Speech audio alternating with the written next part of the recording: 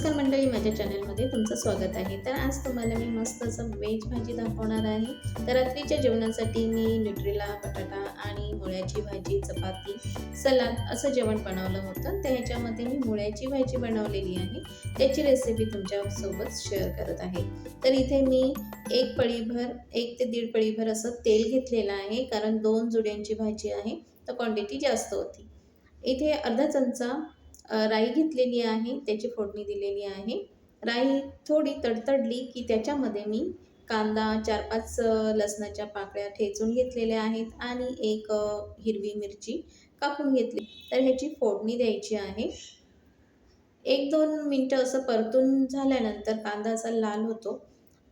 लसणाचाही छान वास येतो आणि मग त्याच्यावर मी घेतलेला आहे एक मुळा कापून घेतलेला आहे बारीक, कारण मुळा शिजायला वेळ लागतो. म्हणून मुळा कांद्यासोबतच 1-2 मिनिटं असं परतून घ्यायचं आहे. थोडा वेळ परतून झाल्यानंतर आपण ह्याच्यामध्ये आता मुळ्याची भाजी घालत आहे. भाजी आणल्यानंतर स्वच्छ धुवायची आहे, पानं साफ करायची आहेत आणि बारीक कापून घ्यायची आहे आणि ती आता आपण कांद्यावर सोडत आहोत. आता ही थोडी परतून घ्यायची आहे. खालून वरतून अशी परतायची आहे आणि झाकण ठेवायचं आणि 3 ते 4 मिनिटाची चांगली वाफ काढून घ्यायची आहे.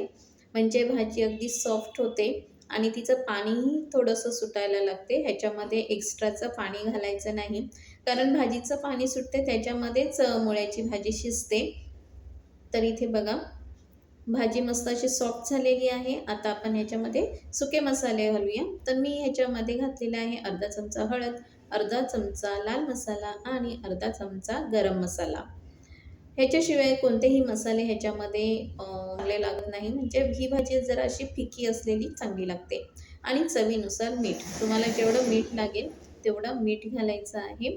आता हे सर्व जिन्नस घातल्यानंतर पूर्ण भाजी जी आहे ती अशी आलटून-पालटून घ्यायची आहे, म्हणजे सर्व मीठ मसाला भाजीला व्यवस्थित लागेल.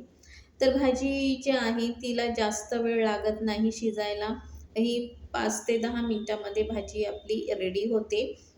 तर आता परत एक वाफ काढून घ्यायची 3 ते 4 मिनिटाची साधारणतः. खाली लागू नये म्हणून अधूनमधून असं परतत राहायची आहे भाजी. जर का तुम्हाला खूप सुकी भाजी वाटली ना, तर थोडंसं पाण्याचा शिंतोडा मारायचा आहे. पण जास्त पाणी घालायचं नाही, नाहीतर भाजी ही चिकट होते आणि ती खायला चांगली लागत नाही. तर अशी सुकी भाजी करायची, म्हणजे तुम्ही चपातीसोबत किंवा भाकरीसोबत कोणत्याही भाकरीसोबत खूप छान लागते. आणि ही भाजी जी आहे खूप पौष्टिक आहे. हिला जास्त शिजवायची नाही.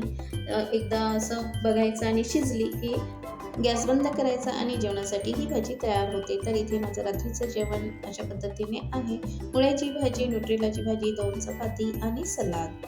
तुम्हाला ही रेसिपी आवडली असेल तर लाईक करा, नवीन असाल तर सबस्क्राईब करा. आता आपण भेटूया नवीन रेसिपीमध्ये. तोपर्यंत सगळ्यांना माझा नमस्कार.